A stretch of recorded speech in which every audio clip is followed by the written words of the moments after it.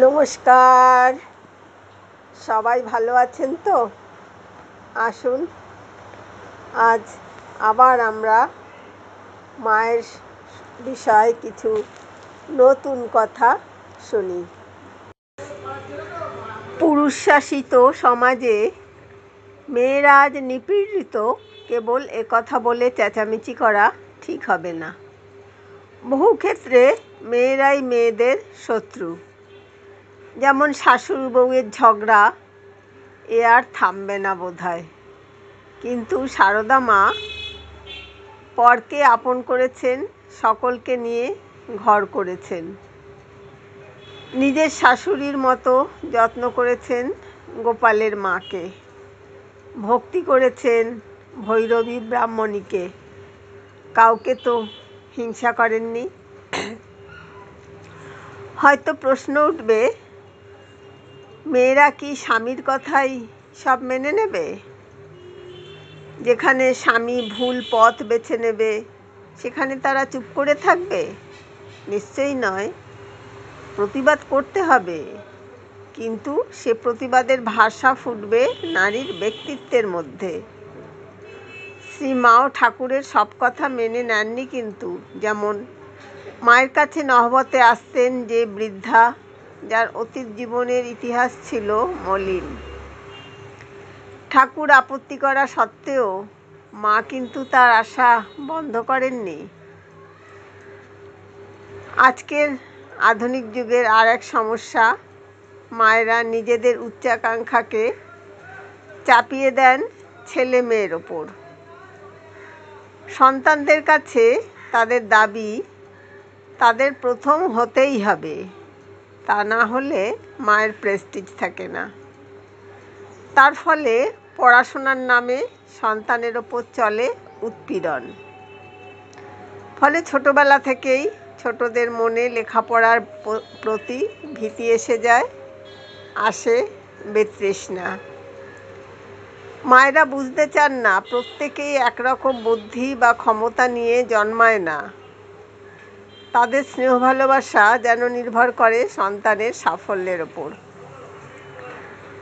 এখানে স্মরণ করতে হবে সারদা মায়ের আদর্শ। তাকে যে আমাদের মনে না করে উপায় নেই। তিনি ছিলেন সত্যেরও মা, অসত্যেরও মা। তাই তিনি বলতে পেরেছেন, আমার কাছে শরৎ যা, আমজাদও তাই। অর্থাৎ মায়ের কাছে সন্তান সবাই সমান, শিশুরা কেউই খারাপ নয়। এক একজন এক এক ধরনের গুণ নিয়ে জন্মায়।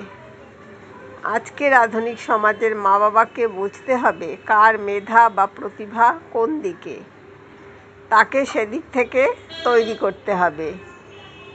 নইলে এইসব দামি ছোট্ট হৃদয়গুলো হবে আধুনিক যুগ যন্ত্রণার আরেক শিকার। আজকের আধুনিক যুগে ছেলে মেয়ে বিপদগামী হবার সবচেয়ে বড় কারণ, মেয়েরা ভালো মা হতে পারছেন না। এই আদর্শ মা হতে না পারার জন্যই শিশুর মধ্যে আদর্শের ছাপ নেই। উচ্চবিত্ত সমাজ, উচ্চ মধ্যবিত্ত সমাজের ছেলেমেয়েরা মানুষ হচ্ছে আয়ার কাছে। তারা বঞ্চিত হচ্ছে মায়ের স্নেহ থেকে। স্নেহহীন জীবনে তাদের বুকজোড়া হাহাকার। অধিকাংশ ক্ষেত্রেই তারা নিষ্ঠুর ও হৃদয়হীন, বিদ্রোহী তারা, হিংস্র তারা, দায়িত্বহীন।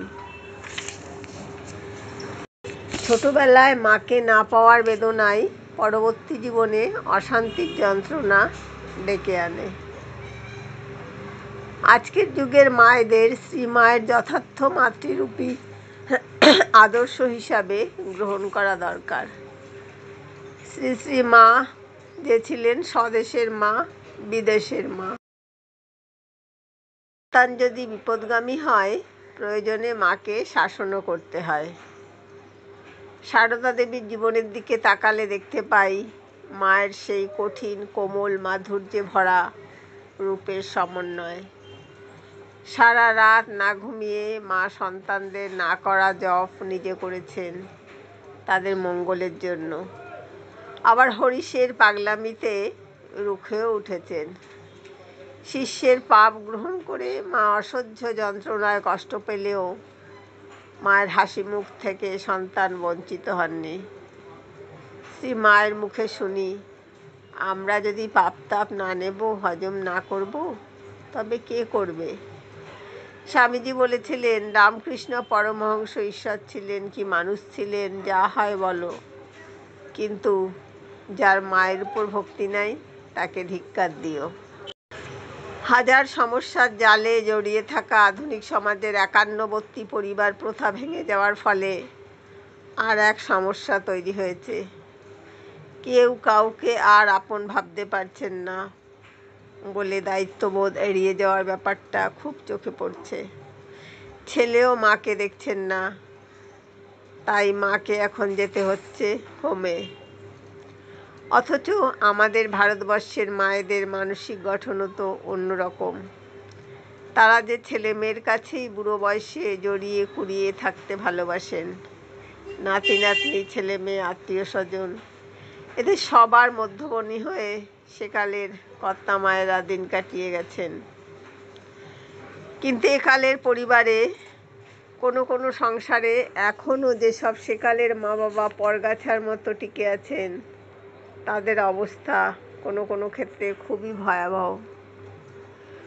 ভোরবেলা লেকে বা পার্কে গেলেই দেখতে পাওয়া যায় সেকালের অনেক বৃদ্ধ বৃদ্ধাকে, যারা বর্তমানে দুরবস্থার মধ্যে আছেন। লেকের বঞ্চিতে বসে একে অন্যের সঙ্গে সুখ দুঃখের গল্প করছেন। শেষ বয়সের ধাক্কা খাওয়া মনে যে কান্না লুকিয়ে আছে, সে কান্না ফুটে উঠছে তাদের ব্যাকুল চাউনির মধ্য দিয়ে। আজকের যুগে তারা যে একেবারেই অচল। যেমন একটা ঘটনা বলি, ছেলে বিরাট কারখানার কর্মকর্তা, সুন্দর ফ্ল্যাট, বাড়িতে 10টা বিলাতি কুকুর। তারা সকালবেলা লাইন করে বসে দুধ রুটি খায়, দুপুরবেলা লাইন করে বসে মাংস ভাত খায়, বিকালে দুধ বিস্কুট, রাত্রিরে দুধ রুটি। শরীর ভালো রাখার জন্য খাওয়ানো হয় টনিক। তারা ডানলপিলোর গদিতে ঘুমোয়, মাথার উপরে বৈদ্যুতিক পাখা, লোডশেডিংয়ে জেনারেটর চলে। বাড়ির গিন্নি তাদের গালে গাল ঘষে আদর করে, কিন্তু সে বাড়িতে বুড়ো শ্বশুর শাশুড়ির জায়গা হয় না। এই আধুনিক সংসারে তারা যে একেবারেই বেমানান। পাছে কুকুর কামড় দেয়, তাই ছেলের বউ তাদের থাকতে বলে না কোনো দিনও। অসহায় ভাই বোন, আত্মীয় স্বজনকে দেখা তো দূরের কথা, মনের মধ্যে কেবলই ভয়, কাউকে সাহায্য করলে পাছে টাকা কমে যায়। কিন্তু সারদা দেবী তার জীবন দিয়ে দেখিয়ে গেছেন, ত্যাগেই আনন্দ, ভোগে নয়। যার অনেক আছে সে যদি কাউকে সামান্য দেয়, তাহলে কোনো ক্ষতি নেই। মানুষ অন্যকে সাহায্য করবে নিজেরই মঙ্গলের জন্য, তারাও তো একদিন বুড়ো হবে। সারদা দেবী দেখিয়েও গেছেন, সকলের তরে সকলে আমরা, প্রত্যেকে আমরা পরের তরে। এই তো ভারতবর্ষের পুরনো ঐতিহ্য। একে অন্যের সাহায্যের হাত বাড়িয়ে দিলে দুনিয়ায় কেউই দুঃখী নয়।